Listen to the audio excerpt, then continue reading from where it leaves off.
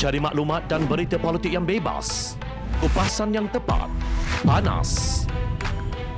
Dapatkannya secara eksklusif hanya di Jom Channel.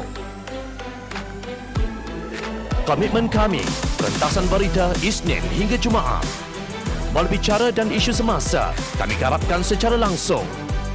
Panel-panel berkaliber dan profesional. Interaktif, pandangan anda kami raikan. Jangan lupa bersama kami di setiap hujung minggu dalam edisi khas mingguan. Jom Channel, moving forward, sharing a new experience.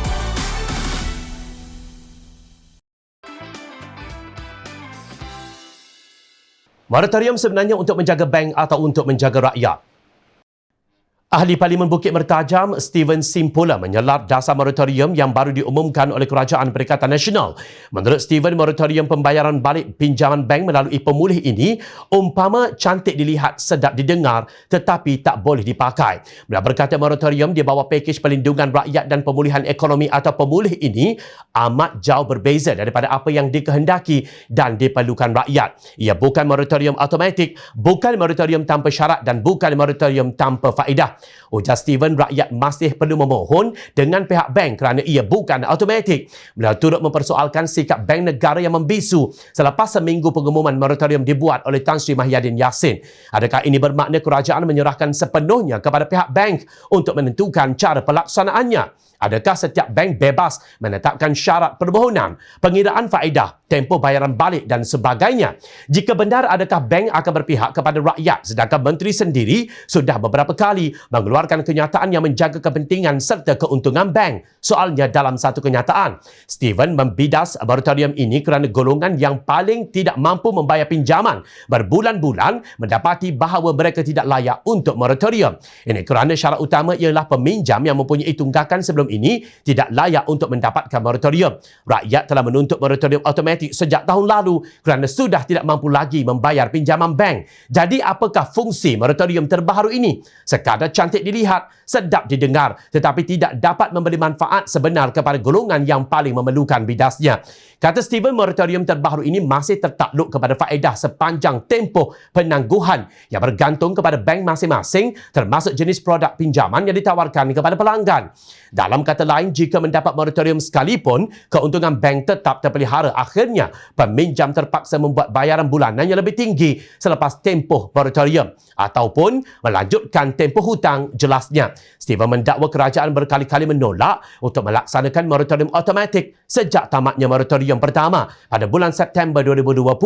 Malah kerajaan memberi alasan seolah-olah hanya berminat untuk menjaga kepentingan serta keuntungan pihak bank. Hakikatnya, sektor perbankan masih lagi mempunyai untung besar berjumlah 23 bilion ringgit pada tahun 2020 walaupun telah memberikan moratorium automatik 6 bulan dan seterusnya moratorium bersyarat. Pada tahun sebelumnya, sektor ini mencatat keuntungan 32 bilion ringgit. Rakyat sudah terpaksa memecah tabung simpanan hari tua melalui pengeluaran KWSP sebanyak 78 bilion ringgit.